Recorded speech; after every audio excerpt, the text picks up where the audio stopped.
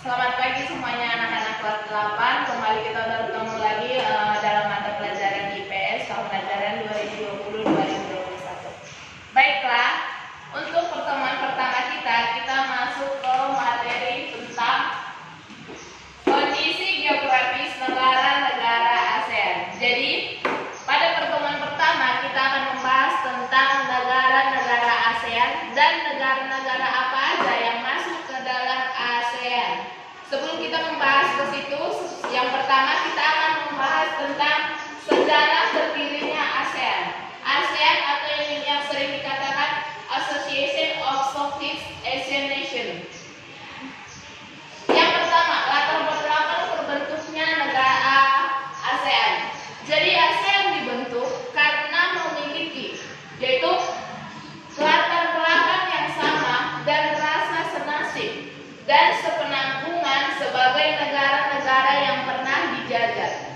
Jadi ASEAN ini terdiri dari beberapa negara yang pernah dijajah.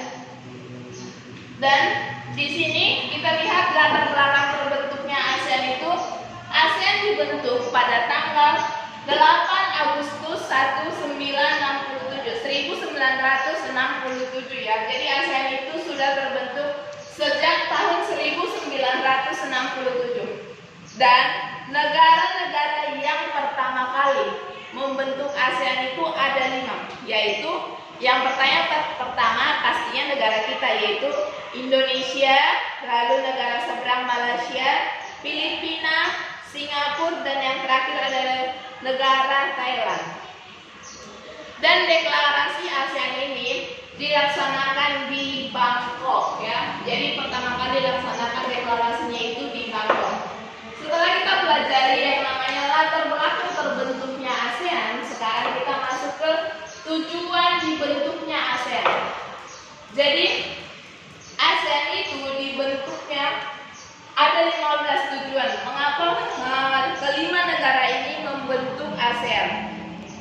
Untuk lebih lanjutnya itu yang pertama ada itu memelihara dan meningkatkan perdamaian, keamanan, stabilitas, serta lebih memperkuat nilai-nilai yang berorientasi pada perdamaian di kawasan. Itu yang pertama. Dan untuk yang berikutnya sampai 15 itu bisa nanti anak-anak lihat di buku paket halaman 4. Jadi ada tujuan ASEAN di situ sebanyak 15 ya. Setelah kita membahas tentang tujuan dibentuknya negara ASEAN, kita sekarang masuk ke struktur bagian C ya, struktur organisasi ASEAN. Jadi struktur dibentuknya organisasi ASEAN itu bisa dilihat nanti lebih jelasnya di buku paket halaman 7. Di situ dikatakan struktur organisasi ASEAN itu dibentuk karena 10 bagian ya, 10 komponen yang ikut terlibat dalam pembentukan struktur organisasi ASEAN. Yang salah satunya nanti bisa anak-anak lihat itu konferensi tingkat tinggi ASEAN atau KTT sebagai pengambilan keputusan utama. Jadi yang mengambil keputusan utama itu adalah konferensi tingkat tinggi ya, yang melakukan pertemuan 2 kali setahun termasuk KTT ASEAN dan KTT ASEAN terkait lainnya. Dan selanjutnya ada yang nomor 2 sampai nomor 10 nanti bisa diperhatikan di buku paketnya halaman 7. Yang paling penting di sini jika anak-anak pengen lihat sejarah terbentuknya ASEAN itu, bukti nyatanya yang tinggal itu bisa kita lihat ketika kita membahas Sekretariat Jenderal ASEAN. Jadi ASEAN itu pertama kali berkantor atau berada di Indonesia, yaitu di Jalan Sisingamangaraja, Kebayoran Baru, Jakarta Selatan. Itu digunakan sejak tanggal 2 Januari tahun 1993 ya.